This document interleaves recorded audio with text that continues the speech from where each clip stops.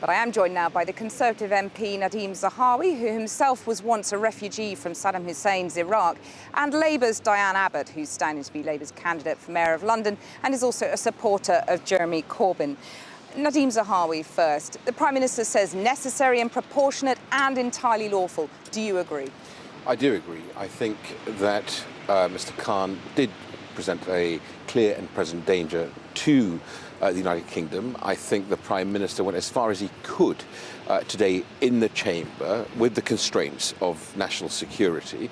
But actually, when Harriet Harman asked him for further detail on the Attorney General's advice, he said he'd happily explain that as well. Not publish. No, not published, but explain further. Look, at the end of the day, we are fighting a war against a terrorist organisation who clearly wants to do harm here on our shores. But in just October... The judgment he had to make, just one last point, is would he rather sanction this when this man clearly presented the day, or would he rather come to Parliament after such an atrocity and explain why he didn't take the action that he took on Diane August? Abbott, you're shaking your head. I think many of us, and not just Labour MPs, will want to see more evidence, both of the clear and present danger, but also whether this was actually legal.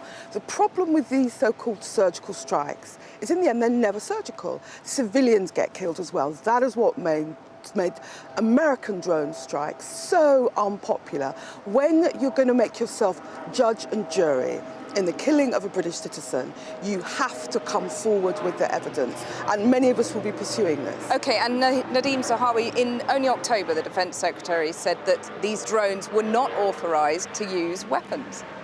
Well, look, what the Prime Minister said is if we are going to join in the campaign over Syria, which, by the way, I think we should. If we're going after ISIL in Iraq, we should be going after them in Syria as well. He'll come back for a vote in Parliament. This is different. This is separate. This is an individual that posed a clear and present danger to UK citizens.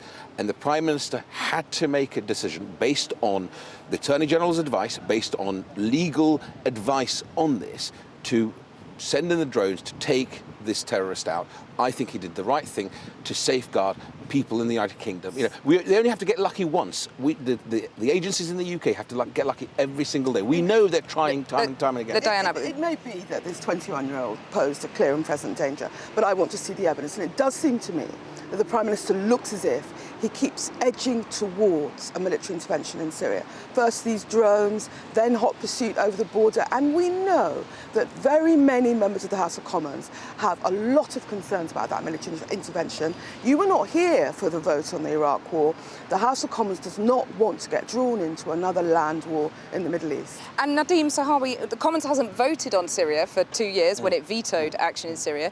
And now it seems to be doing military action sort of underhand. Well, no, look, this was very specific, and he was very explicit. The Prime Minister was very explicit in the dispatch box today to say this is very specific, which is pursuit of one individual. Creep with bells on them, isn't it? I don't agree with that. I tell you what I think is right. The Chancellor over the weekend explained very clearly, look, if we're going to deal with the Syrian refugee crisis, you've got to deal with it upstream, where the real problem is, which is wiping out ISIL, Daesh, and of course dealing with Assad and getting rid of Assad and having a political settlement in Syria. If we're serious about that, if we're serious about helping people, young Alan Kurdi's life doesn't go to waste, then we have to make some tough decisions. Before we commit and we can debate them and we have to vote on them. That's what the Prime Minister said. Before we commit British troops, we need to ask, what are the big regional powers doing? What is Saudi doing? What are the Gulf states doing? What is Turkey doing? What is Iran doing? We sell these people billions of pounds worth of weapons. They should be taking more of a constructive role. Let me just ask, Jeremy Corbyn said that the killing of Osama bin Laden without putting him on trial was a tragedy. Was this just such a tragedy? You must always have queries if you're serious about the rule of law when a British national is killed and you haven't, by the state, and you haven't seen the evidence. So it was a tragedy, was it? I want to see the evidence. I can't say, because I've not seen the evidence, that he was a clear and present danger. I just have the Prime Minister's word for it. The Prime Minister set out the scale of ISIS attacks around the world. Yeah. That and the refugee crisis, does that justify military action if a proposal is put before the Commons? You have to believe that the UK bombing ISIS in Syria would actually improve matters. And you have to believe it wouldn't draw us willy-nilly into a land war. Many members of Parliament on both sides are not persuaded of either propositions. Diane Abbott, Nadhim Zahawi, thank you very much for joining us.